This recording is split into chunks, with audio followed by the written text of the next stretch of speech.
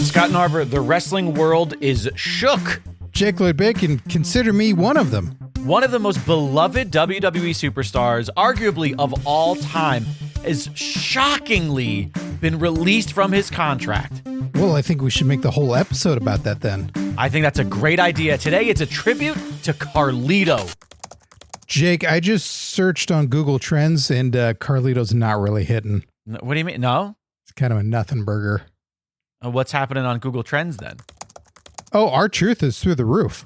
Well, we should probably do something about our truth then, right? Totally. It's the Our Truth Clickbait episode today on Pro Wrestling Palskis.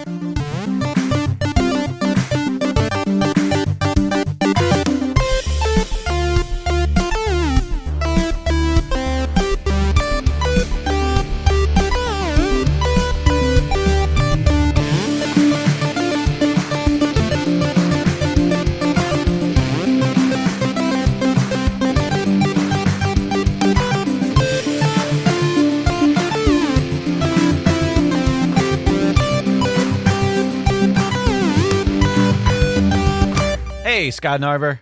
Hey, Jake Lloyd Bacon. Hello to everybody out there joining us in the Palski P-Universe.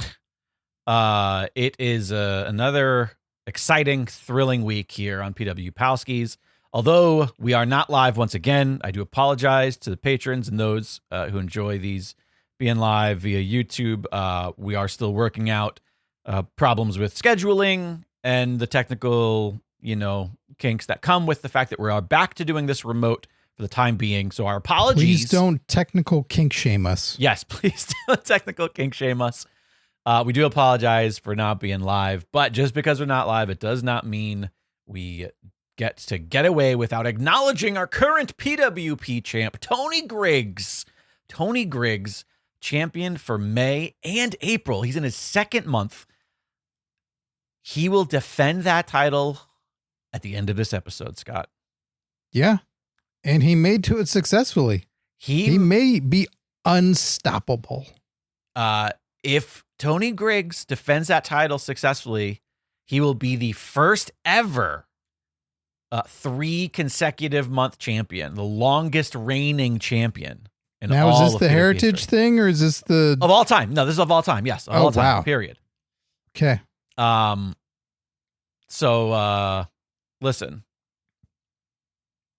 he's going to give Gilbert Short a run for his money, who I believe is in second there. I don't know. I don't have my stats pulled up. But in any case, stay tuned for that. It's heated. It's competition. It is competitive. And Tony Griggs is also cornering the market on the year-end giveaway. He's trying to shove everybody else out. That is true. We are going to be halfway through. By the end of our episode today, we will have 6 of the names that will be entered into our end of year, I guess it's technically a beginning of year giveaway, January of 2026. All of our champions throughout the month will all be entered into a contest, a giveaway, a drawing. What should we call it? We didn't lock down our branding with that, I don't think. Sweepstakes. Oh, I love a sweepstakes. Oh, yeah. A sweep the leg stakes. And of course, the winner of that entire year sweepstakes will receive a prize package worth $200 minimum. Probably more than that, because could be 203. Because we're probably gonna write like notes in it and like do stuff personal, and our signatures alone are probably worth thousands of dollars, I would assume. Yeah. Do you want to know why? Yeah. Because we're in debt. Oh, okay. I was gonna say because they're rare, nobody asks for them. Sure. You would think both are true. You would think that, except for collection agencies. Anyways, we got that coming up later. I was gonna say, if you want a challenge, if you want to have your name thrown into that race, well, you got to become a patron over at patreon.com/pwpalskis. Please consider showing support for the show. The Patreon is the only reason we can do this. Is the only reason I can justify setting the time aside to stare at this beautiful man's face. Without feeling guilty, because he's a guilty pleasure, Scott Narver. Yes, and the things I do in between are different than what Jake's talking about, and God bless it, I love doing this, but I have to buy more medical supplies, more medical equipment, more pills. I told you to stop. Not just for myself. Well, it's because you keep making little statues and dioramas out of tongue depressors. I keep telling you, like, that's not, you're going to go bankrupt with just the tongue depressor budget. Look, I have to create the art that Jeff Hardy's too cowardly to make. And I know. I would love to see. He doesn't want to deal with any depressants anymore, so I'm going to corner that market. Oh my God, I know we talked about what we were going to do for today's episode already, but I just realized a great idea for an episode. Have you ever seen Making It? No. Making It is it's like one of these craft competition shows hosted by Amy Poehler and Nick Offerman. And it's just like different artists and creative people, and they all just given like an artistic challenge. And sometimes it's like a physical, they have to build something, they have to fabricate. Sometimes it's like a painting, right? I would love to see like a wrestling exclusive version of a art style competition program. And just take all of our artists, all of our people who are artistically inclined beyond just as wrestlers, and put them in a competition show and just sort of see how it goes. Well, then I have the follow-up show, so people are in it for the whole hour or a 2-hour block. What's that? Potentially. So you have your wrestlers making it show, and I got my wrestlers breaking it episode where other people just destroy the shit that the other guys made. Yeah, you get all the big dudes who run at stuff. So that's your Braun Strowman, your Braun Breaker, all the bronze, a whole list of bronze. Braun Sin. Yeah, that guy. Then he jumps on it like it's all whatever the craft is that they made. Then it's you get all those super slow motion cameras. Oh, you get the multiple angles and the slow-mo guys in there smashed. And then you can bring back Kane, only Kane, not Glenn, and he can set it on fire too. I'm all for this, except for the Kane part. Well, we need a new fire guy. We need a new fire guy in wrestling, and not Ryan from The Office. All right. None of that bullshit. We have important matters to discuss today. The wrestling. This is weird. The wrestling world is rocked after just wrestling the main event against the world champion John Cena. Ron Killings, aka R-Truth, they are not renewing his contract, and by they I mean main event. I don't think that TKO. was the main event of that show. No, it wasn't Saturday. I guess I meant versus. You're right, Logan Paul. You're right, but Saturday night's the one that I watched. It was a main event for me because I shut it off afterwards. Sure. But no, yes, you are correct. Saturday night's main event, which I guess is 7 or 6 events total, depending on how many matches they have. It's a really strange concept, but yeah, honestly, it's shocking though. Like, I guess it's not shocking in that like he is the sort of person on the hierarchy of the roster that they do tend to let go occasionally, but him specifically, he just seems like one of those guys that would be around forever. I would disagree with that statement because he is a guy that is constantly used on television. Okay, you know what? You're not wrong. It's the people that you don't see that aren't involved in something week to week, or you see them sporadically. You go, yeah, they're on the chopping block because while I'm sure they always want to utilize everyone they have, they just go like, look, there's not enough TV time. We only have like 4 fucking shows with multiple hours each dedicated to each one. How could we ever get you on there? But R-Truth has been consistently on television, consistently involved in major things like tag teams or this or that or stuff with Cena, like all this. And the news broke as though it was the death of a wrestler that was unexpected by the wrestler who died. Yeah. He literally broke the news himself in a tweet or whatever, wherever the fuck he posted it, and just said, it was on Truth Social. That's where you saw it. That's where you sent it to me. And I'm like, I don't have the app. And you're like, you should get it. All you have to do is give them your license. That's it. My fishing license. But yeah, he's. I mean, I don't know. Do we need? People know. I don't need to be journalists and like read it. Do we? Read it. Okay. R-Truth. Don't read the Shelton one.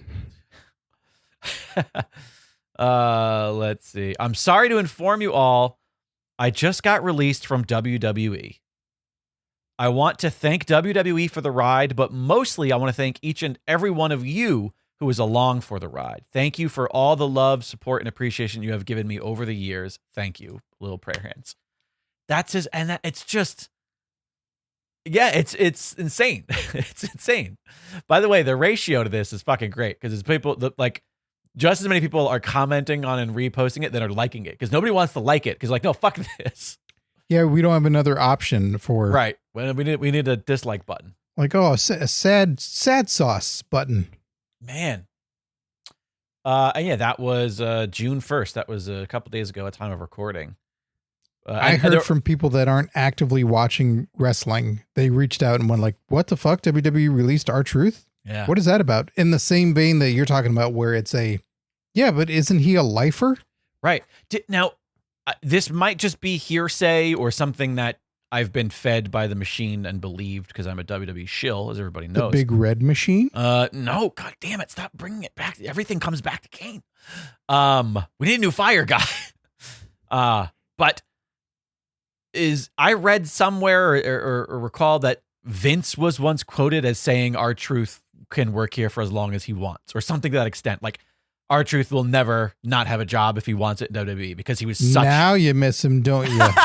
All I'm trying to say is we should probably give Vince another chance. There's been rumors that Vince is going to start a wrestling company forever. Is R-Truth going to be the first? He just got his #1 draft pick. R-Truth Social. It sounds like they had a pretty good working relationship, the two of them, from the stories I've heard of R-Truth, like here and there, where Vince had heard one of the songs in between. Like R-Truth, I feel like has only had 3 songs ever on WWE television, right? Like Getting Rowdy, right? Get Crunk, and What's Up. Right. There may have been one other one, but at one point R-Truth played one of the ones for Vince. He's like, you should go out to that one tonight. Right. And he's like, what, really? That there's a supportive side of Vince where it's like, right. Yeah, let's do this new song. You wrote another song? Right. Great. Like, tell everybody in the truck, like, this is the new song. We're doing this. People love watching you rap. Yeah. And I guess there's that very famous photo. I always wonder if there's more stuff around it, but Vince and R-Truth laughing hysterically. Have you seen that? No, I'm gonna try to find it. There's a lot of memes to it. It's always, always trying to take a shot at R-Truth or something like that. But those two dudes are in a room and they're both fucking laughing a bunch. Oh yeah. I have seen this photo. Yeah. And it's a very organic, like, it's not like a stage, like, oh, we're in a press conference and someone said something, not actually funny. It looks like it's from a USO item because there's military behind them, or not USO, whatever they call it, for the tribute for the troops or something. So I found a clip. I found in searching for that, like, people take the photo and then they put a quote up below it. Okay. The quote is from, well, I guess it's not a quote. It's an excerpt from some interview, but it's about Ryback. It says, Ryback revealed in a podcast that Vince McMahon finds R-Truth hilarious and is one of Vince's favorite people in the world. Vince enjoyed R-Truth's heel run in 2011, but much prefers to see him as a babyface. I agree with that statement. Yeah. I enjoyed his heel run as well. I mean, God dang it. Yeah. I want you, the man. Him and Miz during that era was great. It was like, it was poignant for the time. It was about the two guys who were kind of overlooked. It was a little bit of that broken, fourth wall where it was like they were talking about some things that wrestling nerds would be like, no, I get that. It was a little bit of that CM Punk, kind of pipe bomby kind of vibe. I thought it was great. Again, I think that ultimately, I just want to like the guy and not worry about it. But I mean, there are few people who have as many memorable moments as R-Truth does outside of the wrestling. Like, there are guys who are Hall of Famers or future Hall of Famers for sure that I can't think of, like, more than a very small handful of very specific things that they said or did on TV. Whereas R-Truth, I feel like we could rattle off 20 to 30 like fucking hilarious great moments that we remember over the past 20 years easily. I'll one up you in saying the amount of people that could take very little with the very little amount of TV time given with that material. Yeah.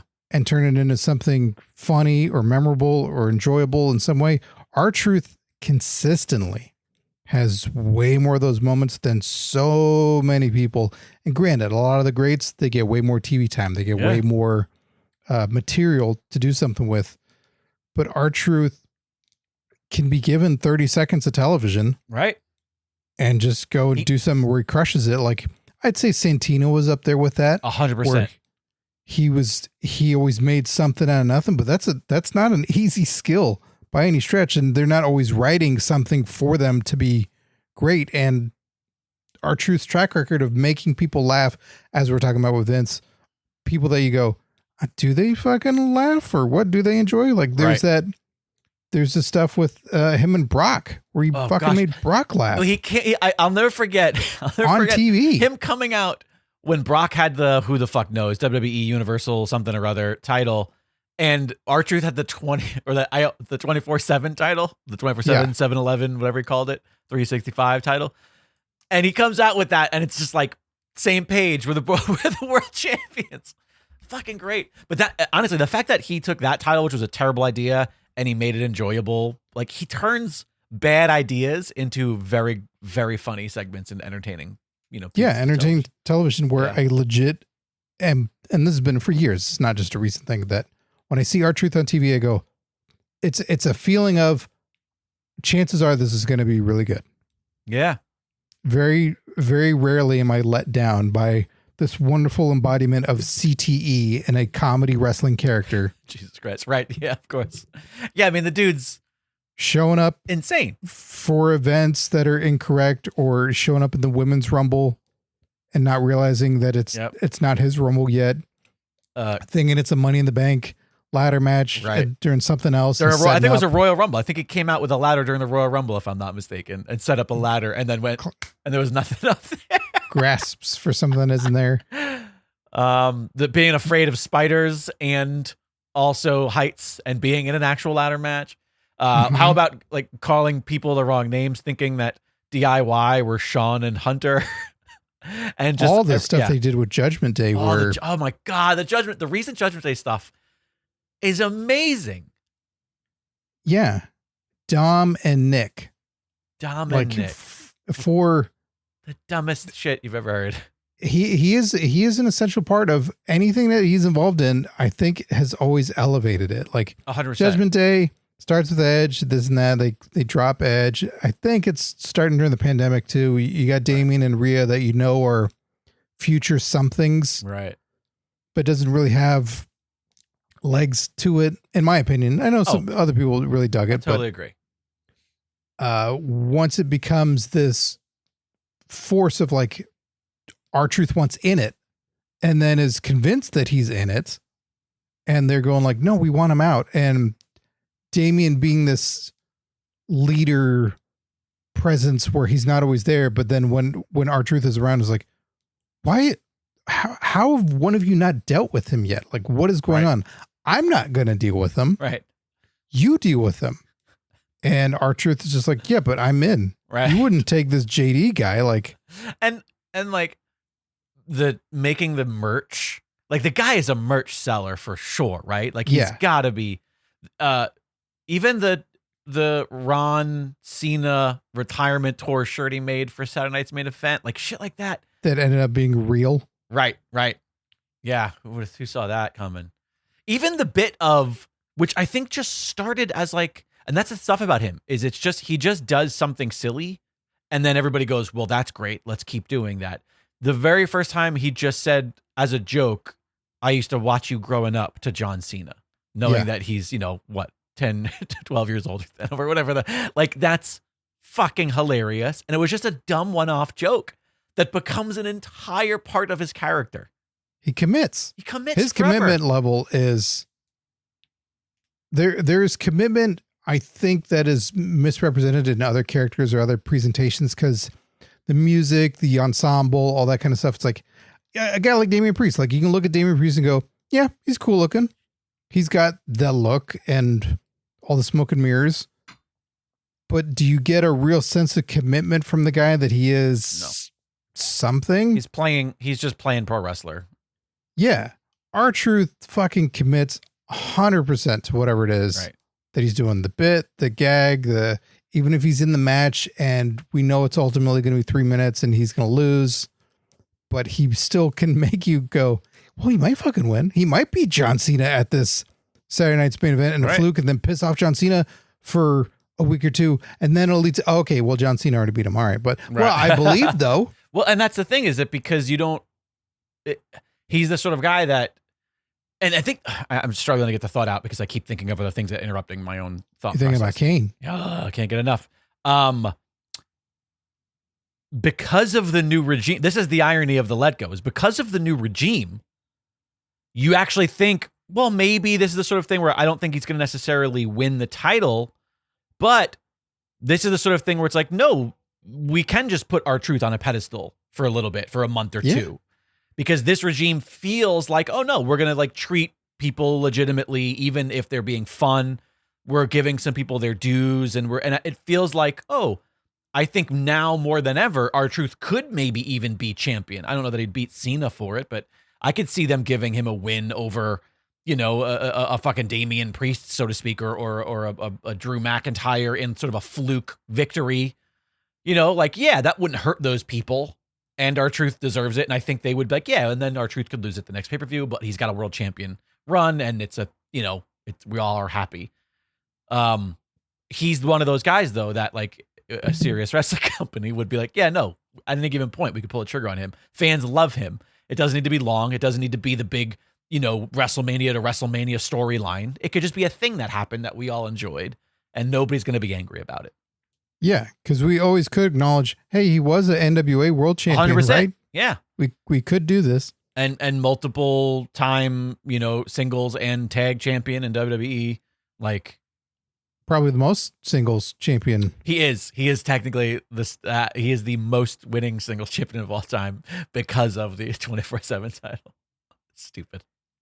Yeah, and we won't stick on this point for too long, but you said the current regime of WWE. Oh, that reminds me. But it's split because we before, when we look to Vince and we go, well, he's the regime. He has people there, or he may have a head writer that we become aware of that may have a certain style that influences the product and what's going on, but it's always Vince. Like Vince is deciding who stays, who goes, and who's on and who's not.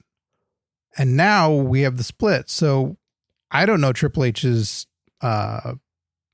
ultimate like power, his pull. Well, not necessarily his pull, but what he may have in mind for a character and how long that lasts and his working relationship with R-Truth. I'm sure it's good. I'm sure it is solid. And he knows like, I can rely on this dude for good TV. 100%.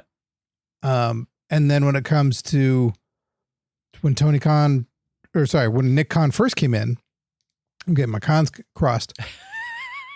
And when Nick Khan first came in and there was that big cut, Braun Strowman being one of them, not this cut that we initially had, the one that we had Braun Strowman being cut from, but when we saw that it was when Vince was still in charge and Nick Khan came in and just eliminated a high paid contracts. Right.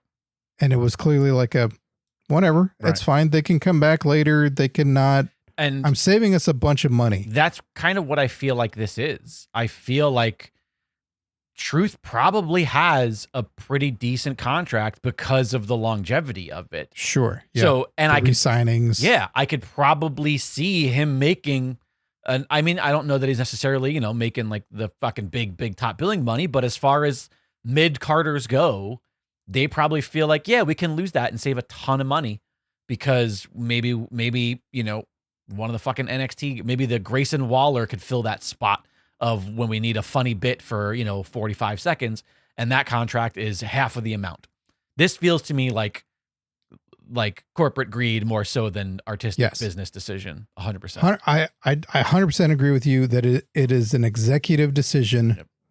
And R-Truth is Steven Seagal. Wait, what? No, we like R-Truth. What are you talking about? Yeah, but Steven Seagal dies. Okay. An executive decision. Spoiler alert. Oh, I missed from 1997. I didn't get the reference. I don't know that movie. I was so confused. I thought you meant like, oh, because he's so expensive and he costs a lot of money to make his movies or something. I was like, I don't fucking probably Steven Seagal probably was very expensive, but they still were like, nah, we're gonna kill him in the first half hour. We're not gonna make it. Yeah, but you will. Bye. I remember when R-Truth called Drake Maverick Hornswoggle. That really enjoyed that. Okay, but wait, totally accidental tangent here. Drake Maverick was let go and then re-awarded a contract because of his own social media outcrying, literally, as well as internet outcry. This dwarfs that by a fucking million times. Is there any world where this gets rescinded and they go, shit, we didn't realize this would be so much backlash? Raw last night, I didn't watch all of it, but what I saw of it during the main event with CM Punk and Seth Rollins and all these and Uso, all of these big giant names, people are chanting, "We want truth." Like, ooh, damn. Like, that's pretty fucking big. So is there a world where WWE goes, all right, we're going to extend it, or they try to gut him and they try to go, we'll bring you back, but the contract is going to be significantly less, and see if he wants that? I don't know. Well, this is a time in which Ron Killings, yes, has some negotiation power. If the stupid executives that made this decision and they go, oh, it's affecting our shows, and they try and brush it off, or they quickly realize like, oh shit, we did make a mistake. R-Truth could go other places. Yeah. And it's not, there's AEW money certainly thrown around, whether it's the environment he wants to be in or whatever, or the friends he's talked to and knows, whether he can then do all kinds of stuff. He could perform and do one-man shows, or there's a lot of opportunities around and available. I would hope that he's in a position where he wouldn't just have to go, okay, yeah, sorry. Yeah. But, no big deal. It's okay, executives. And I'm just going to take it and take whatever you give me and go. That if he were to say, yeah, you did fuck up. I am worth a lot. I know you see your CM Punks and your other stars like that, but you need people like me. So you don't just get to put me back on television and fuck me over like this and give me less money, do this. Like, we're doing this. You're giving me what I want, or I'm not coming. Yeah. I mean, we had Cody Crybabies. Maybe we need, truth socials. Tantrums. Like you said, like it needs to get out there. Truth tantrum socially tots. on media. So truth socials. Oh boy. Yeah. I don't know. You think Little Jimmy kept his contract? Probably cheap. Well, they kept Little Jimmy. They did keep Little Jimmy. Yeah. It's fucking crazy, man. They love child labor. So, all right, let's play the game that he's gone, that this sticks, and they don't renew his contract. By the way, they didn't give any note of when his contract is actually up. So we might still see him on TV for the next couple of weeks. I have no idea when his contract is up. Well, you had read that he said, they let me go. Yeah. But I don't know. I don't think you post if there's a couple of months left to go. Maybe you're right. Yeah, you could be right. That's over. You totally could be right. In which case, AEW makes sense to get a paycheck. Like he's gonna make the most money there. I've seen a bunch of people. Because I don't know how much of a wrestling schedule he wants to do. Right, of course. When it comes to like, if he worked for TNA again or something like that, it's like, yeah, but how many? He may be like, I don't want a bunch of fucking ring time. Yeah, I mean, just give me a microphone. I'll be funny. Just because he's a fucking vampire who hasn't aged a day in 20 years doesn't mean that he's not still in his 50s. Like that he's, But yeah, you look at Gangrel and you go, well, Jesus, he aged 150 years. Yeah. So you would think the other way around. But anyways, I've seen a lot of people making the same joke or the same like pitch of like, oh, he should go to AEW and just see Edge and see all the people that he used to work with and make the bit like he thinks it's still Raw and call it Raw and say, and I'm like, all right, that is a funny bit, but I don't know what you do with that for very long. But like, still not treat as CTE apparently. But would you want it if he was sticking in wrestling? What would you do with him? You know, that is a solid bit. I cannot deny that is it's raining outside. I guess we'll see whether or not this new roof they put on our apartment building is going to work. I can't deny that that's not a solid bit to be going. Totally. You could milk, you know, weeks of television by him just interacting with people or thinking they're somebody else. And it's almost the reverse Outsiders, right? Like they're coming to evade, they're coming to do this. Like, no, this guy just doesn't get that he's in the wrong place. Yes. Whether that leads to... And it could be funny that it's like he doesn't even have a contract. 37 AEW titles that he could fight for, and you go, oh, that one now. He's going to win the ROH TNA Cross New Japan All Japan 24/7, and this time it's not a bit. That's actually what it's called. Right. But people are like, oh, he's doing that funny thing again. No, it's the TNT TV and Internet plus New Japan. Yeah. So there's something to that. How long that could sustain or how long that would be interesting for him, I don't know. Because that's the end of the day, for a guy that plays a character that is just, his brain is rotted. Right. I don't know what the man's goals are. In no way is that clear that we have with other characters, or that we can at least extrapolate a little bit because they're wrestling at a high level, that you can even look at somebody like a Sami Zayn, right? Like, we know enough about Sami Zayn as a human. Right. And we can still tell, like, the aspiration is, I'm working my ass off because I want to be one of the 2 world champions in this company. Yeah. And R-Truth? No fucking clue. And there's like even guys who were in the world championship picture who I feel like the fans put pressure on, where it doesn't even seem like those people put, like, I think of like Dolph Ziggler's run, especially when he was like, yeah, I'm just fucking, it's a job. I go to work and then I go to a club at night and do comedy. And there it is. I was going to do it if you weren't going to do the air quotes. No, what are you talking about? I didn't do air quotes. That would be so mean, Scott. Don't tell the people I did air quotes when I said comedy. How dare you?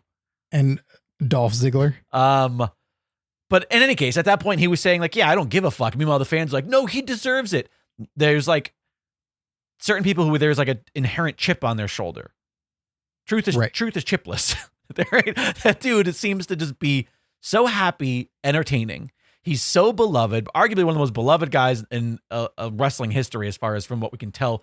I mean, the outpouring, every single person, fucking KO gushing about how work's going to be awful without him there. All of these different people talking about how much they love him. People were sharing the clip of his 50th birthday thing on Raw, where the whole locker room empties and sings happy birthday to him, both heels and faces. And like, this dude is so beloved. He doesn't seem to be like, yeah, I deserve a world championship.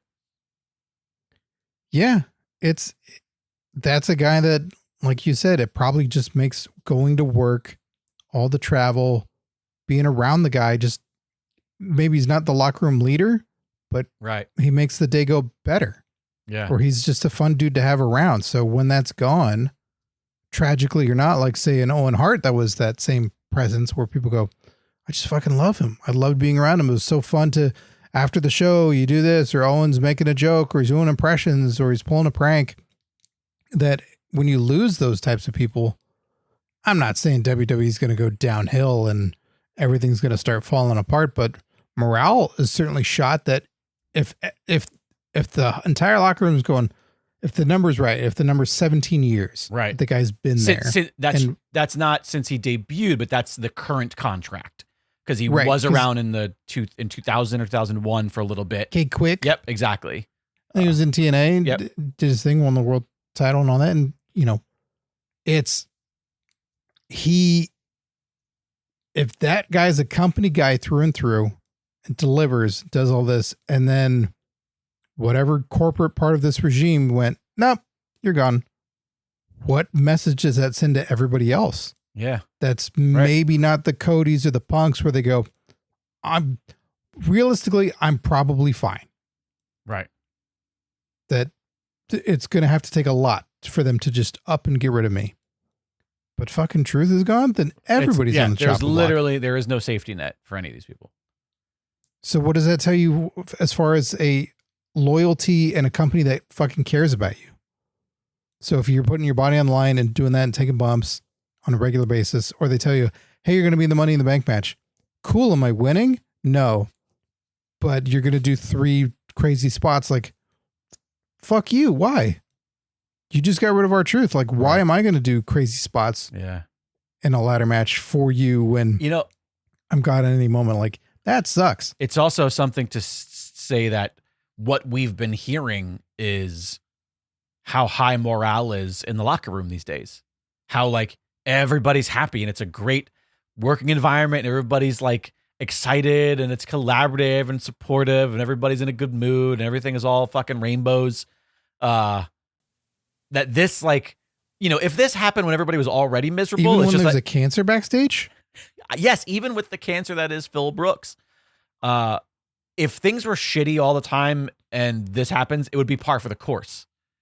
But I think it's even worse that everything seems to be going so well for the company. So with that, what you're saying, like the locker room, the talent morale has been high. It's been good. I've always questioned like what kind of state are we in with there are no real residuals for a lot of what was there anymore. There's not a lot of bonuses for things for the talent.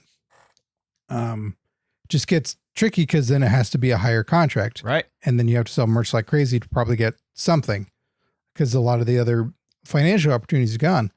But since the TKO merger, it's been known that behind the scenes, if you're part of production or in the headquarters in the offices working on something like that, it's not been great. It's been stressful. They've been trying to downsize jobs or combine it with someone else in TKO and doing that shit. And now this is the first move of it's spilling over.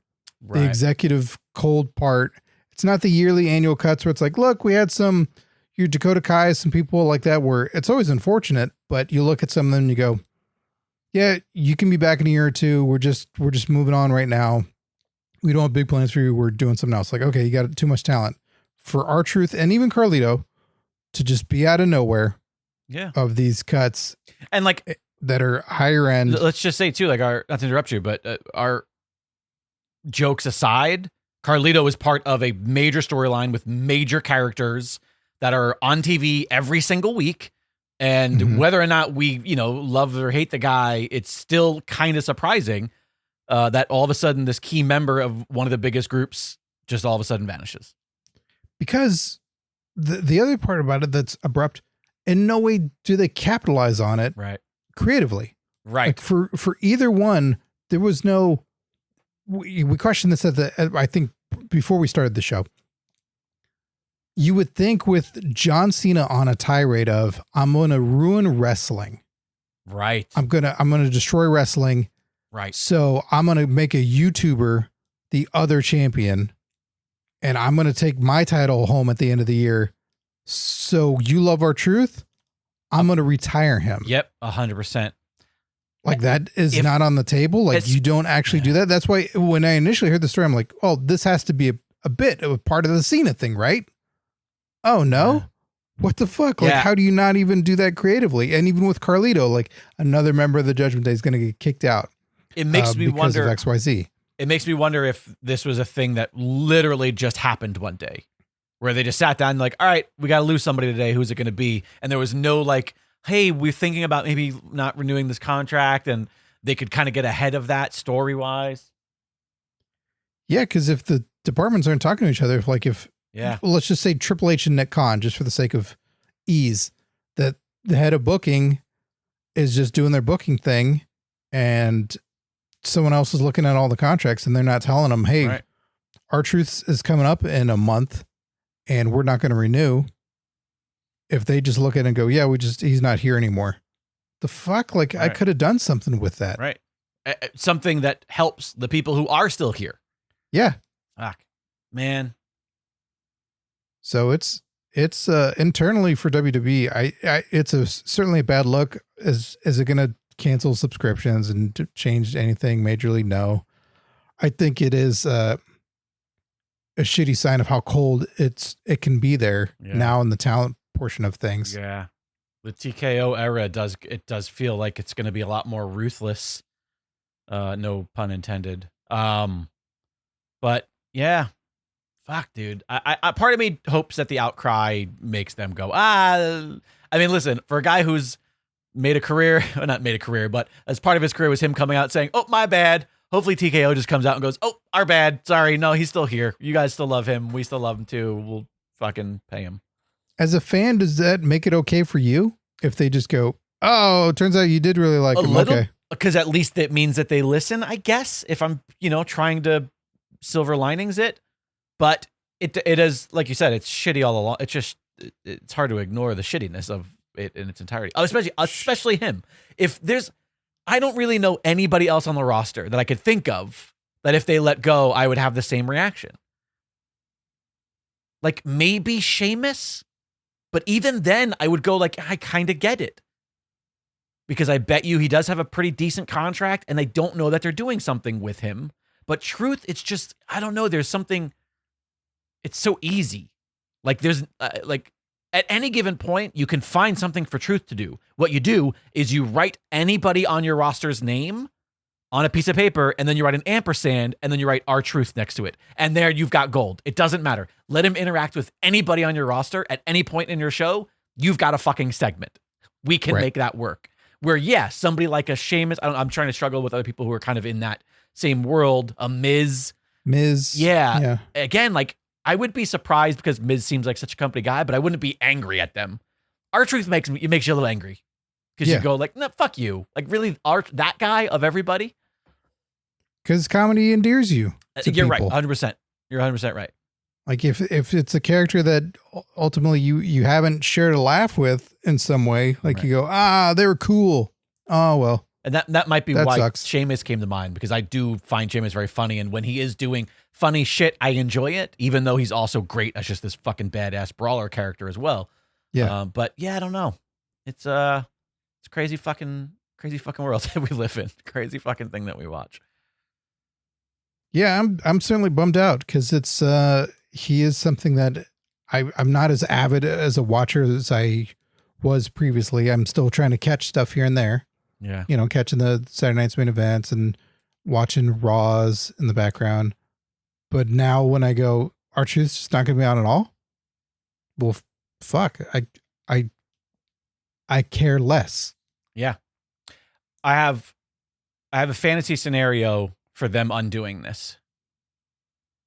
And it's that they bring him back on TV and they have him specifically say, my contract is up, whatever it is, next Saturday, whenever Money in the Bank is, or the Raw after Money in the Bank, whatever it is. That's when my contract is up, and they're not renewing. They're not renegotiating. And I'm going to be in my hometown of Chicago. And then between now and then, which I know is like one episode of television isn't Money in the Bank this weekend. Okay, again, it's a fantasy. I don't know how they make it work. It would have been good 2 weeks ago. Somehow get him into the Money in the Bank match. Let him fucking win the thing and be like, listen, my contract might be up, but I have a contract for one world title match. This is outside of my appearance. Like these are two separate things. And then you just have him have the briefcase out there in the wild. And it's like, it doesn't need to be on TV every week, but we know at some point somewhere out there, R-Truth, who's not even contract with the company, has a contract for a WWE match, a single WWE match. For a world title, and then you have him fucking be the one who, dethrones some big fucking villainous character at some point within the next year, and he's back, and he could, doesn't even have to hold the title for a very long time. It could just be a big fun moment where he gets a world title win against the fucking somebody, and then we could come back to business as usual. That's my so he's fantasy. Then fired again. You paid for a couple of dates in your presentation. No, because your fantasy scenario is like, yeah, and then you give him a couple of day rates, and then you tell him to leave. No, because he becomes world champion, he has negotiating power because they don't want the WWE title to not be on TV, not be on their company. What if he goes to another company with it, like CM Punk? What if it, or like that was the. But he could have done that with a briefcase the entire time. Sure, but the briefcase is only good for a WWE contract. But he can still show up everywhere with it. Sure, yeah, and maybe that's part of it. Maybe he shows up in TNA with it. They've got a working relationship with TNA now. Yeah, that's kind of weird, right? Like when you go, oh, I'm let go from here. Right. Like this is Ziggler did this before there was the working relationship, but for someone to do it now, Right. it's like, hey, we'll hire you. Yeah, but then what if you guys fucking put me on NXT or some shit? Like, I don't want to. Right. I don't want to do that. Right. I don't want to be fodder for people want. Oh, hey, why aren't you on the main show? Like, because the place I work for told me to go work with them, and I don't really want to. And are you saying he's not going to want to lose? go work for AAA. He's not going to want to. Shit. He doesn't want to lose the AAA world title on NXT television to an NXT guy. Yeah, it's. But that's got to be a weird situation to be in when you go, there are these companies out that I don't really want to touch because they're all associated with them. Right. So if he has bad feelings, maybe he's like, yeah, sure, let's work with all of them.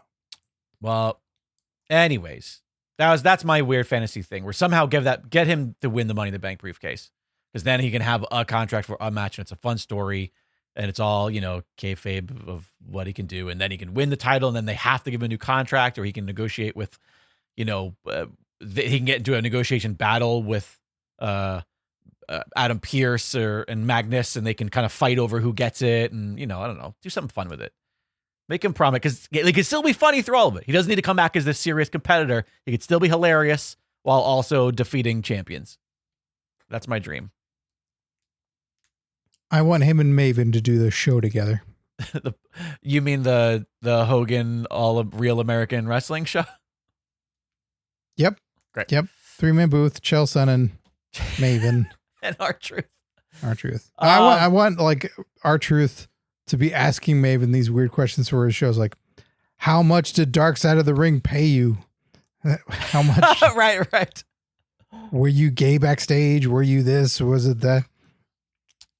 I mean, there's a guy that's going to have all kinds of, stories to tell. Like, he could be involved in doing something. If he had the gumption and wanted to do something like a web series, or he wanted to do something where if it's not even wrestling based, like, I'm in. Right. He's got me for a while. Every wrestler's had all their fucking versions of I'm breaking out of prison, and you're going to see the new real character. And my friend shot this for me. It was super badass. Like, all right. Yeah. R-Truth makes one of those. I'll watch it. I'll think it's the best one there is. It's going to be like, my name is Ronald Lies. Yeah. I'm all about it. Yeah. But I hope no matter what happens through this, I hope he's motivated for something. Same. But also, if he's also just like, yeah, I could just retire and I'm happy, I'm fine with that too. Then he's motivated for that. Be happy. I'm all for it. Sure, you're right. But I don't know. Like, whatever he wants, like, I hope he gets it. Yeah. I have a hard time. Imagining that they're not gonna cave and do something and bring him back. But also, put him over a barrel of truth. Just fucking. Yeah. It's a bullshit move. Executives, it's a stupid bullshit move. You can't just replace people. You can't just go, oh, this is the guy that everyone loves. Yeah, we got 5 more of them. No, you don't. Yeah. You do not. There is only one R-Truth. It sucks that things like this have to happen for the internet to blow up and be right about this. It's not just, I mean, we're also right about the whole Travis Scott WrestleMania thing, but 100%. There are times when it's not warranted, or it's an overreaction. Right. There's no hyperbole here. Like, this is everything that everybody is saying is 100% correct. This is the reality of the situation. Yeah. Yes. This is where a "you fucked up" chant right is not mean-spirited. Nope. And it's correct. Yeah. If they brought out the executives from TKO and everybody went, "You fucked up," I'd be right there with them. Yeah. You fucked up. All right. Speaking of fucking up, we've got hotline calls to take. We also have to do our championship. Which one you want to do first, Scott? Oh man, I wish I could be picking the champion, because it was my year. I was getting to do this, and it was so fun. You got like 6 months of it, so at least there was that. Yeah. All right, so I got R-Truthed. So let's do the champion. Let's see if someone's getting R-Truth today. What the hell are we doing? Well, we're picking our PWP champion for the month of June 2025. Every eligible patron, which is every patron beyond our free tier, so $5 is our base level. A measly $5 a month. That's like not even as much of a goddamn burrito these days. For the price you of can't even get this Subway $5 footlong anymore. That's not a thing. Yes, for less than the price of a $5 footlong, which isn't $5 anymore, you get access to the entirety of the PWP library over on Patreon. There is Watch Along Wednesday series, both audio and video versions, where you can watch the match right there, picture in picture along with us. We've got tons of ongoing series. I mean, years and years and years of a back catalog of stuff that's timeless. It's not stuff that's just like, here's news of the week. Conversations that are still relevant anytime you listen to them about wrestling of yesteryear, fun, silly shit that we do. It's all available there for just $5 a month, which is just fucking nothing. You also get access to the exclusive live stream. When they come back, they'll be new, but you also get access to every exclusive live stream that's been done. So if you're back or behind rather on episodes, you can catch up through the video versions. You can go back and just watch any of the recordings we've ever done as long as they exist there on the Patreon, which is for as long as Patreon exists. Yeah, do you hear that person who's listening to this in October who's behind on episodes? Seriously. There's still time. They're like, wait a minute, are you telling me our truth is let that go? So that's what's there, and that's what this is, our little way to give back. Without further ado, I'm reaching into the jar. Let's see. PWP champ for the month of June. Is it R-Truth? No, sorry. I was just trying to see if they've been. And new PWP champion, Mike Lucas. Mike Lucas defeating not just Tony Griggs, but the rest of the competitors. Quite a lot of names in that jar. Congratulations, Mike Lucas. I think Mike was like a 3-time champ last year. But this is his first victory this year. Congratulations to Mike. Thank you for your support. Thanks to each and every one of you for your continued support of the program. And I look forward to see what Mike has in store for us for his Watch Along Wednesday pick. Congrats, Mike Lucas. Mike Lucas, one of our most winning champs, if I'm not mistaken. I want to say he's like second or third for all time since the beginning of all this. So how R-Truth of him? How R-Truth of him? Oh, that's a bad sign of things on brand. Well, once again, congrats, Mike. Look forward to seeing what you have in store for us over on the watch alongs, because of course, yes, every champ gets to pick a watch along for us. Scott Narber, with that out of the way and our new champ crowned, would you like to see what the hotline has in store for us? Absolutely. That number again, kids, 747-666-5606. 747-666-5606. That's the number of the Pro Wrestling Palskis hotline. You can call that, or you can just send a voice memo to wherever the fuck the email is. What is it? Contact at... I don't know. Gilbert Short will tell you. Ask Gilbert Short in the Discord.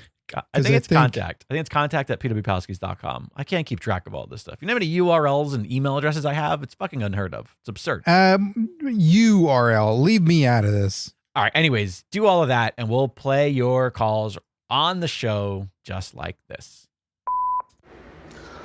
Hey, Scott. Hey, Jake. This is Gilbert up in Mission City, and I had a question for you about dream matches.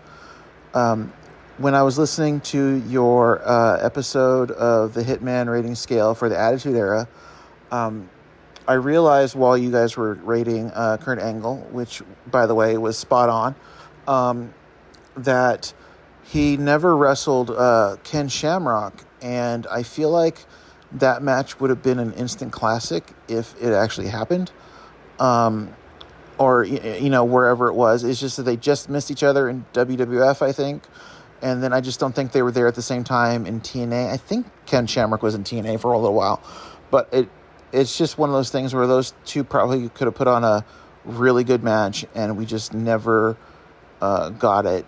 So I was wondering are there any, two ships passing in the night kind of dream matches that they never happened, but you wish they did, or just missed opportunities of matches like that. Yeah, let me know. Hope you guys have a good week. Bye. Battle of the ankle locks is what Gilbert wants to see. Gilbert Short asking about dream matches of ships passing in the night.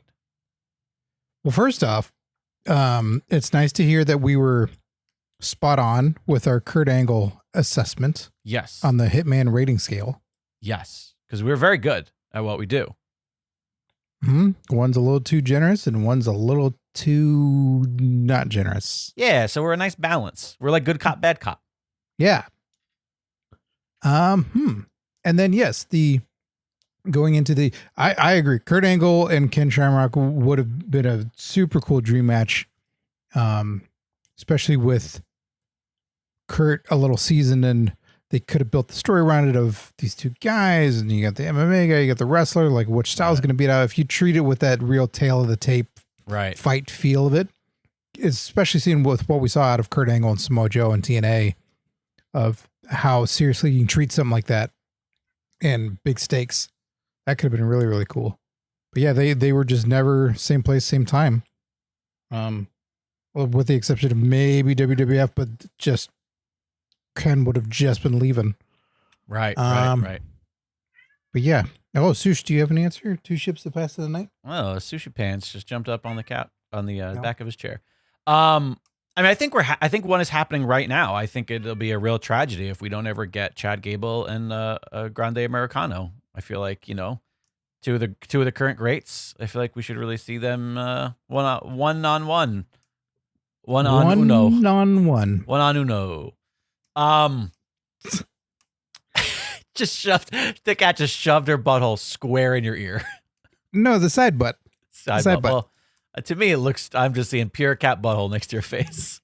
Well, that's why it's side butt, because you're seeing cat butthole. That's fair. She seems very content on your back of your chair there.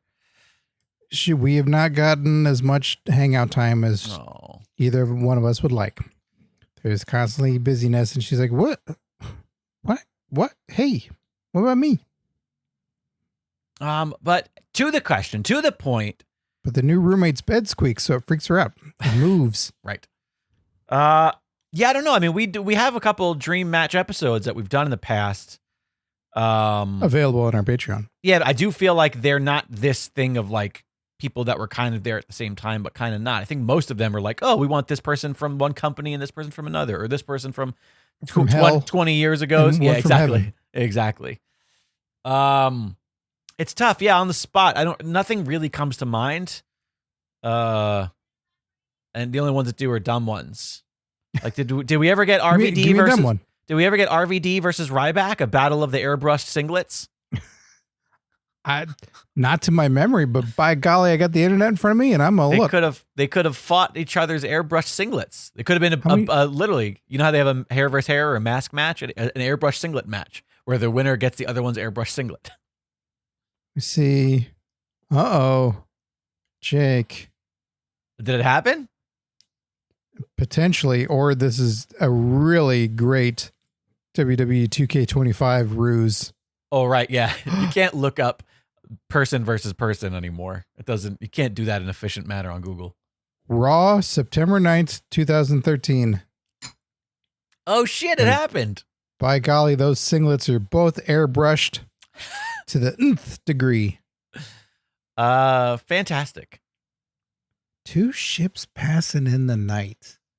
2 wrestlers that just they came and went. Companies just never quite aligned. I mean, you know, the obvious one was we never got Sting and Taker. Not that they were ships passing in the night, I guess, kind of, towards the very, very end there. But I mean, that's the big obvious one that everybody has. Yeah, it was they could have done it. It was on the table, and yes, yeah, for 2 years or a year and a half, or whatever long it was.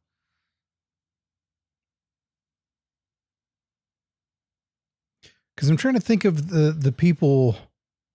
Like when you get the back and forth, so you got to go a little bit older, right? And you go, okay, they were in that company, and then they're in that company, and then they were there and there. If you have enough of those, then it seems like you should be able to piece something together where you go, oh, okay, like a Scott Steiner is a prime candidate, or the Steiner brothers seem like a prime candidate of they were around, they were doing stuff, they went from company to company.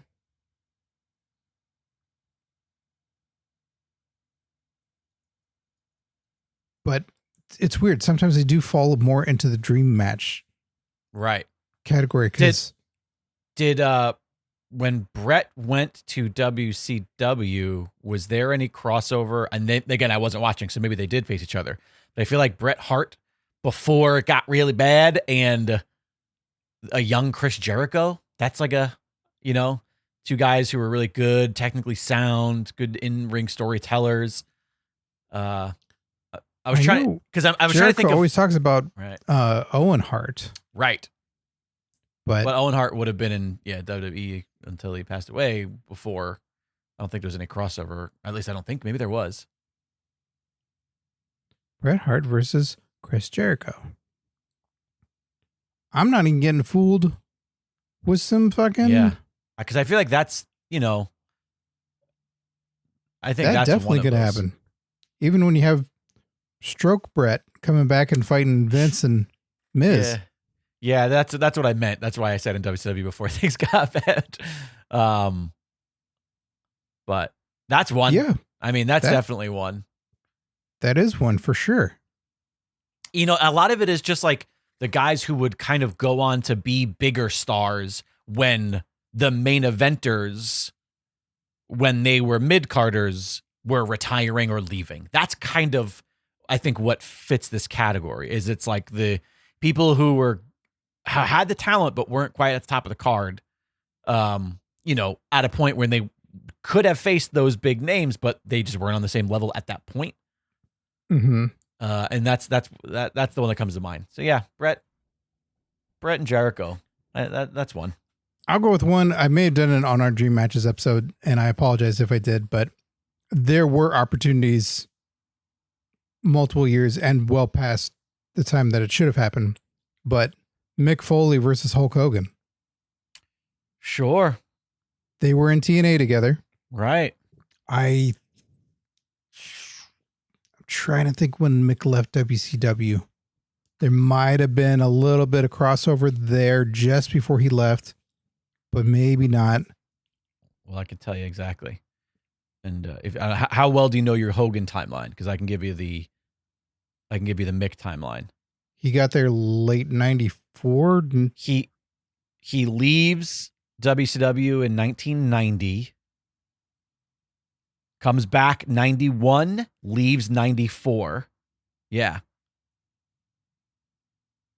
Hogan Smoky comes Mountain, in 94.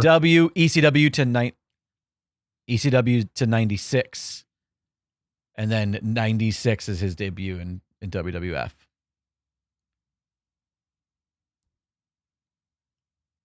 So let me see the debut date in WCW. Yes. June of 1994.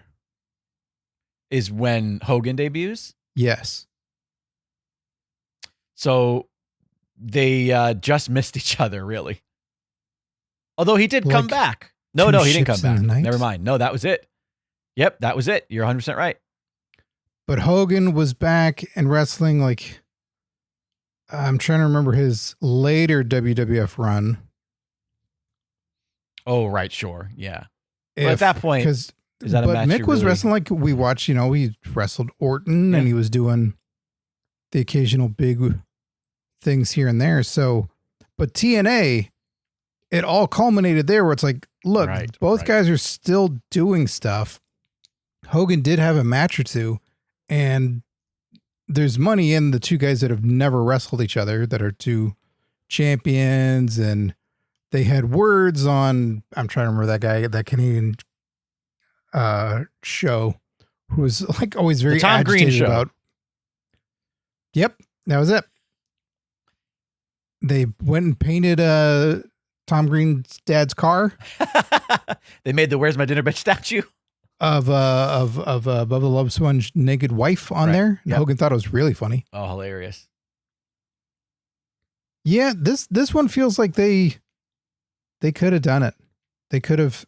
There was WWE moments when Mick was doing stuff and Hogan was doing stuff. TNA, they're both there. They're both on-screen personalities. That's mine. My two ships. Well, there you go, Gilbert. Hopefully that suffices. I feel like we could probably do a whole episode of those. I'll write it down and then we'll never do it. The thing that we struggled for the entire time? Yep, 100%. I meant like, with some forethought, not on the spot sort of thing that we say, yeah, we'll do that one day when we do it ahead of time and we'll write some stuff down. We'll get some ideas. And then show day comes and we go, did you do any prep? And I go, no. And you go, no. And then we go, all right, encyclopedia. All right. Thank you so much, Gilbert. Let's see what else we got in the hotline. What's up, you hot boys? It's Cousin Paul from Long Island. I just finished listening to the Attitude Era Hitman Scale Rating System episode. Great episode, boys. I gotta ask you a question. What is your scale based on? Like, who are your 10s and who are your 1s for each of you? Like, who's your 10 look, 10 wrestling, 10 promo? Like, where's your scale at? Because I think your scales are broken. You gave my boy Rikishi a 7, and you gave the APA an 8 because of jeans and a t-shirt, and my boy Rikishi with his bleached blonde hair and his bleached blonde mustache and his beautiful big Samoan butt and his nice silky thong got a 7. That's crazy. So reevaluate that. Give Rikishi a 21. He get the best finisher. It was my wrestling finisher in my video games. I used to spike guys around the head. Bam! But, that is my question, is curiously, like, where are your 10s, where are your 1s at? All right. Can't wait to hear your response. Love you guys. Keep doing what you're doing. Nope. I don't know. All right. My cousin Paul bails on the end of his own call. He was taking somebody else to sign off. He was doing he was doing the old Johnny, wasn't he? Oh, no. Keep doing what you do and loving who you love. Is that what he was going to say? Yeah. Who says that? Tim Bemis? Oh, yeah. That's Tim Bemis. You're right. That's funny.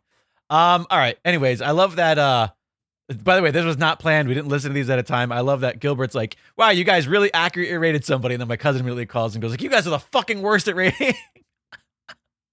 Yeah, we're the worst at rating. And then he got into finishers, which are not part of it.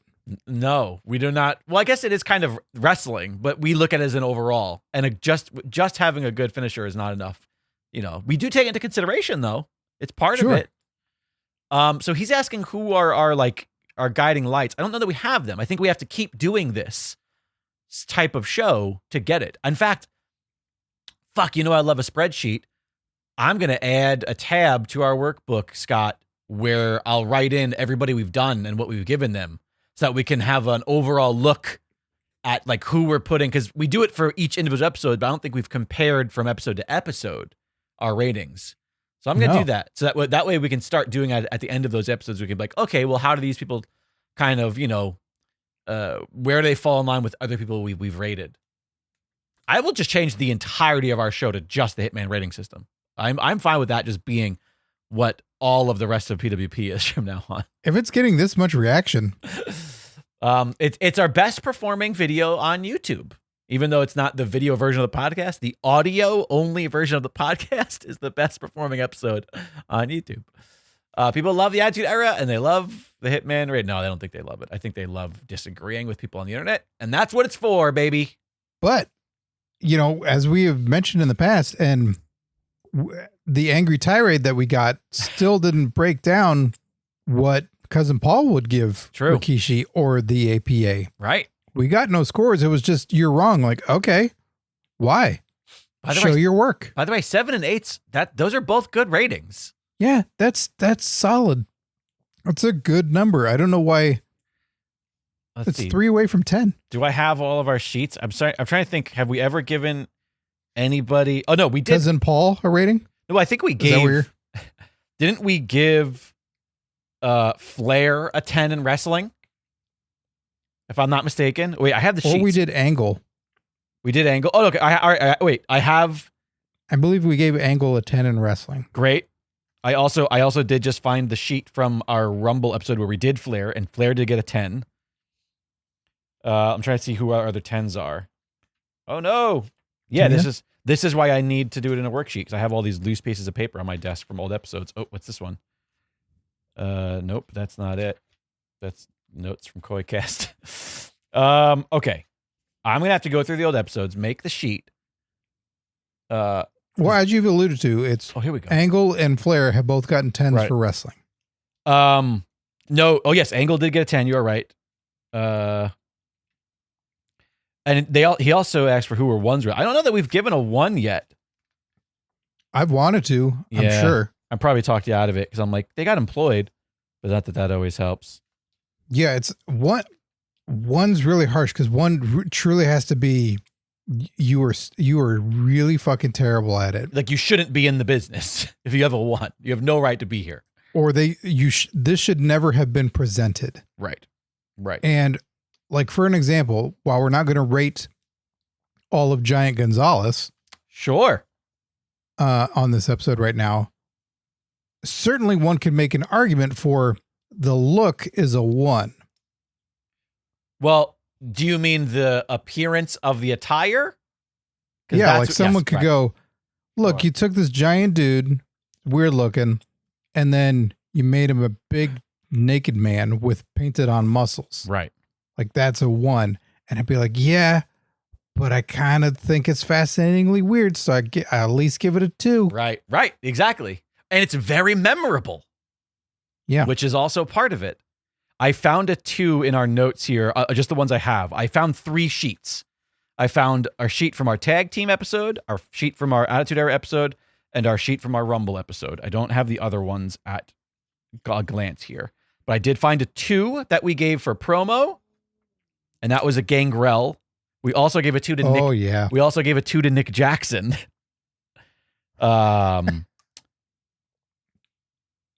Oh, no, I'm sorry. I'm sorry. Nick Jackson, we gave a 2 to look. So that's our lowest look rating so far, is Nick Jackson.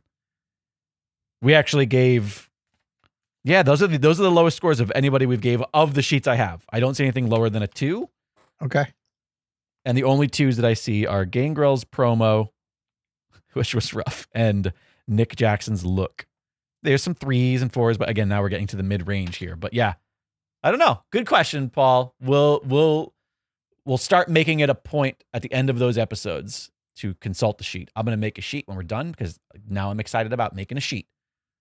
And we always welcome, I love hearing the feedback that's positive or negative, but also if you just tell us we're wrong, what does that do when Yeah. you yourself don't have a score? Yeah, you gotta prove you gotta show your work. Prove your Because hypothesis. it's so fun and easy to go like, oh man, I love that guy, like 10s and 9s.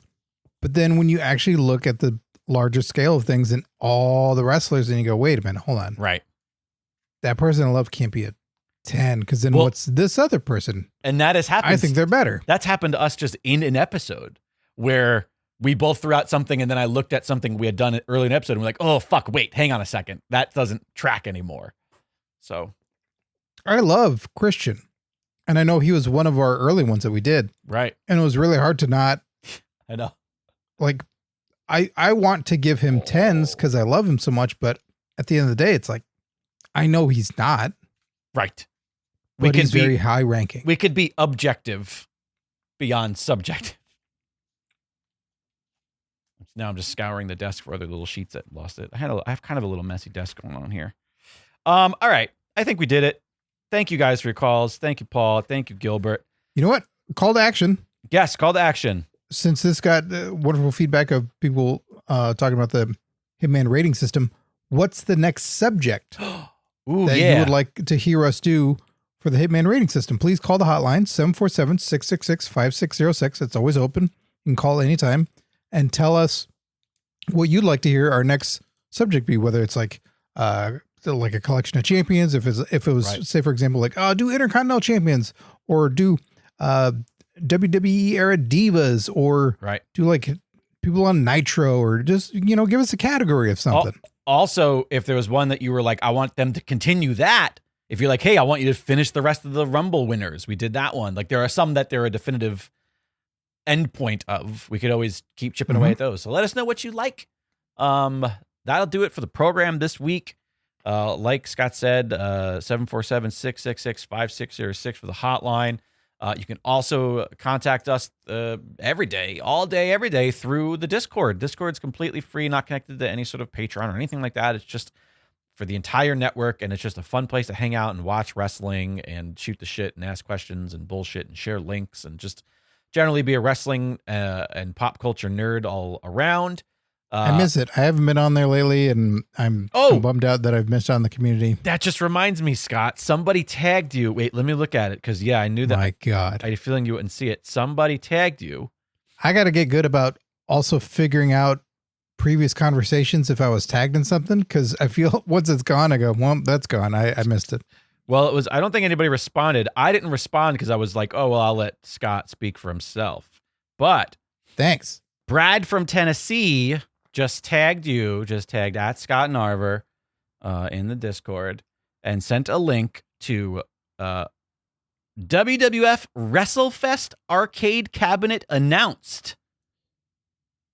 And it's an article about Toy Book, a company that I've never heard of, revealing Basic Fun is set to release a WWF WrestleFest arcade cabinet in 2025. And do you have any thoughts on that, Scott? Yeah, I had shared this with Jake off air after Toy Fair. Yeah. Because this was the final minutes of Toy Fair on the final day. I went with a friend of the show, and they had keen eyes, and they spotted a WrestleFest arcade cabinet. And throughout the show, I had seen a couple either like custom made arcade cabinets that were of the arcade 1-up type, where it's not the full size arcade. Right. And he spotted them, and I'm still trying to like find a couple more spots to go and do stuff. And I see Basic Fun, the company that's showing this. And immediately my brain processes and goes like, they make little kitty toys, usually for girls. Like, this is no interest of me and my audience. Like, moving on. He's like, look, it's a WrestleFest. I go, yeah, okay. So what? And the other part about it was behind a closed door. So anytime something was behind a closed door, that was, you had to get press clearance, or you usually weren't allowed to film or anything. So they were more savvy and interested than I was, because I just assumed it was like, oh, they modded one or they brought one. Like, who gives a shit? But they wanted to find out about it. Sure. And they had asked the person at the desk, was, it's usually not the PR person, but someone who works for the company, and you chatted with them, and he's like, can I ask about the WrestleFest arcade? And they're like, sure. And they're breaking down, like time to go all home. the booths are breaking down, and it's happening. And he goes, can we see it? Can we do something? She goes, well, the person who's representing that isn't here right now. So I don't know what to tell you about it. And he goes, could I take a photo of it? And she goes, you're really not supposed to. And he goes, I'm trying to remember. I think it went like this. I apologize if I'm wrong and they're listening.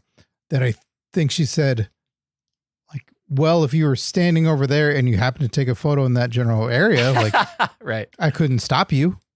And he goes, understood. And just went to that area, didn't make a big deal of it, just took a photo. I think it was also implied, like, please don't post it. Right. If you just want to take the photo. Clearly, this is going to be announced at some point. Like, just don't leak it. And it was all understood and friendly. We're about to leave. Guy walks up, goes like, hey, fellas, what can I help you with?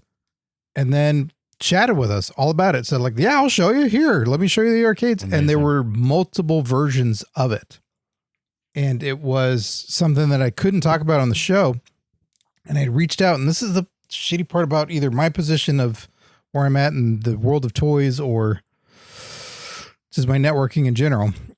Sadly, there's been no follow-up conversations on the other end. I've reached out a few times and just never heard back, because I was actually hoping to have that person that I chatted with break the news on our show. Right. That was a goal of mine, to have them call in and go like, hey, when you're doing this, like, we got a wrestling show, fucking break it on ours. I remember. Yeah.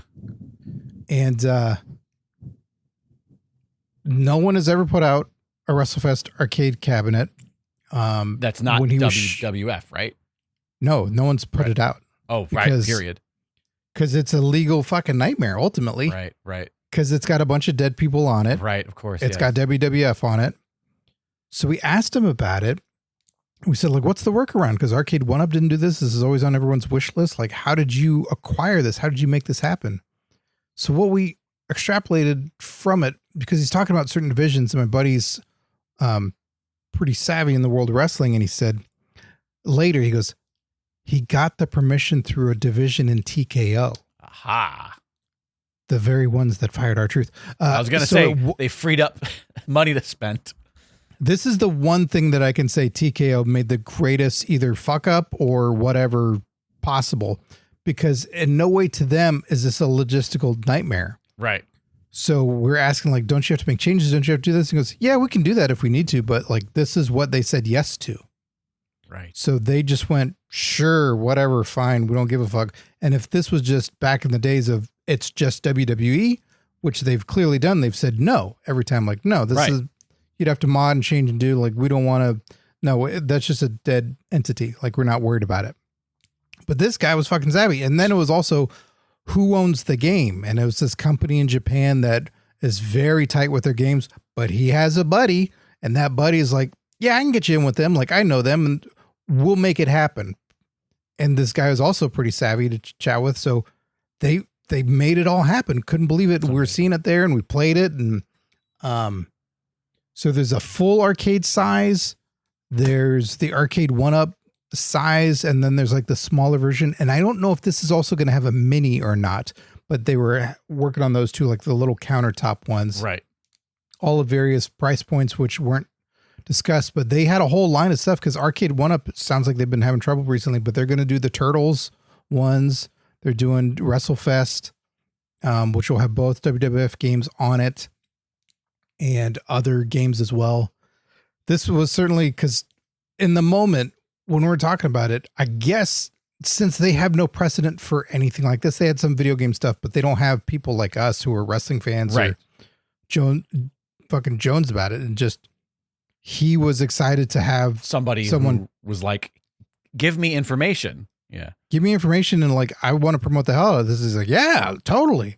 But we've never been able to reconnect yet. So Right. that's the hard part. Cause I'm like, oh wow, we'll get it as a fucking sponsor. Like, hey, go to basicfun.com Totally. with promo code Palskis and get $8 off your arcade cabinet Of 250. Yeah. So I don't know. I'm still hoping to get connected with them, and maybe we can do something fun promotionally for our show with them, because I think this is the wrestling fans' Christmas gift of the year, birthday gift of the year. Like, this Absolutely. is the, I got everything that I want. There's nothing else. And the spouse or the friends, like, I could get them that WrestleFest. Right. Fuck yeah. Oh, you're the best. And then in 6 months, you hang clothes on it. Yeah. And you find them on like Facebook Marketplace for a lot cheaper. Yeah. Well, I'm stoked for it. I'm bummed that I couldn't talk about it until now. well, there you go. I'm glad I brought it up. And again, only on the Discord. That was all to promote the Discord. What else do we do? We've got a shop. Hey, get yourself some fantastic PWP merchandise. We got hats, we got mugs, hoodies, t-shirts, phone cases, all really cool, high quality, good designs, A++, very good, great jobs. Please buy something. By the way, You got summerwear with a Hogan hot dog shirt. we do have the Hot Dog and Mania shirt, which, by the way, I just want to say something because we haven't addressed this yet.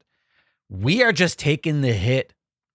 The tariffs have affected our prices, but we have not raised our prices.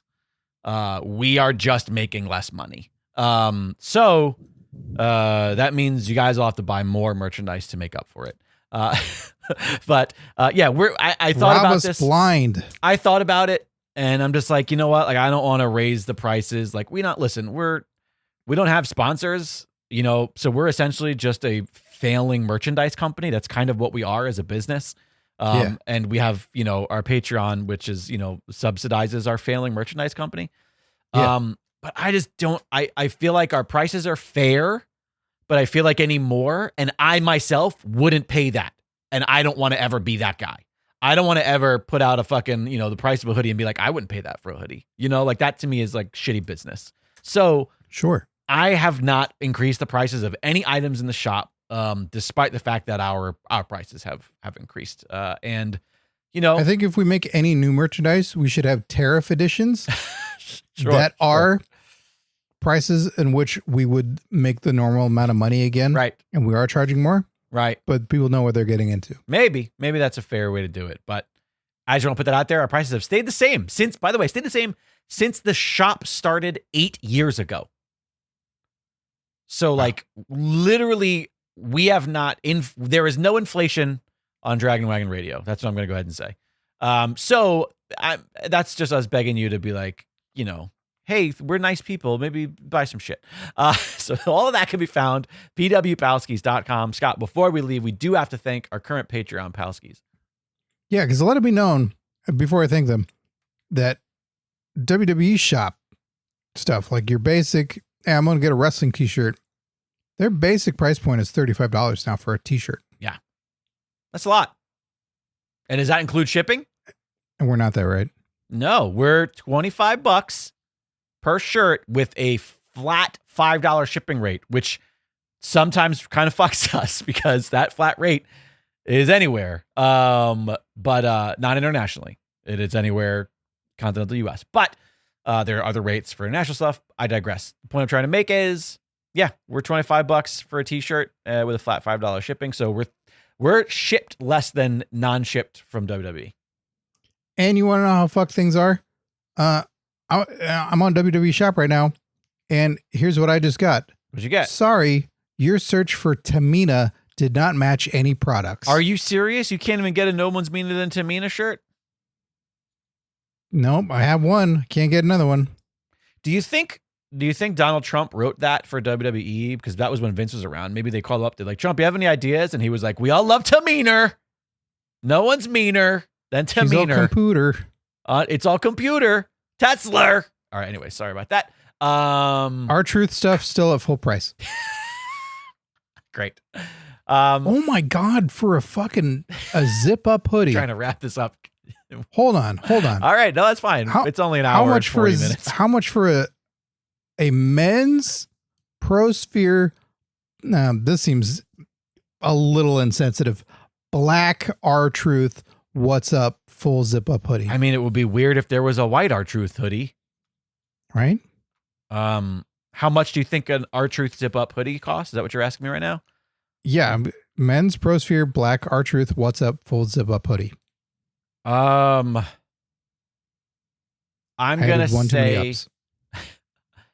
gonna say $45 to $50. $89.99. Do you know how much a hoodie is on DragonWagonShop.com? Nope. $40. We need to include. And have you fired anybody? We need to increase. I'm going to fire myself for charging so little. My God. Great. All right. So we're giving you steals and deals, people. And hopefully soon WrestleFest arcade cabinets with $6 off. Oh, it keeps getting worse. So thank you to all of our current Patreon Palskis: Adrian Avina, AJ0314, Alex Pierce, Alice Rader, Andrea Beeler, Gilbert Short, Mass Llama, Mexican Stallion, Michael Beltran, Mike Lucas, the new PWP champ, Suicide, Tim Redbeard, Tom Hader, and Tony Griggs.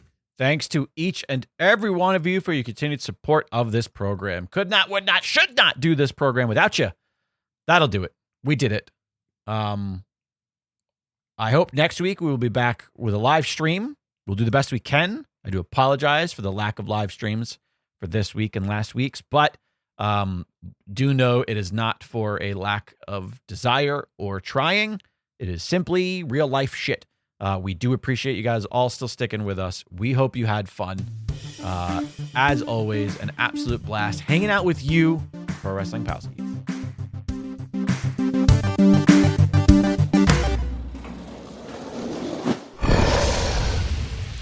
It's Dragon Wagon.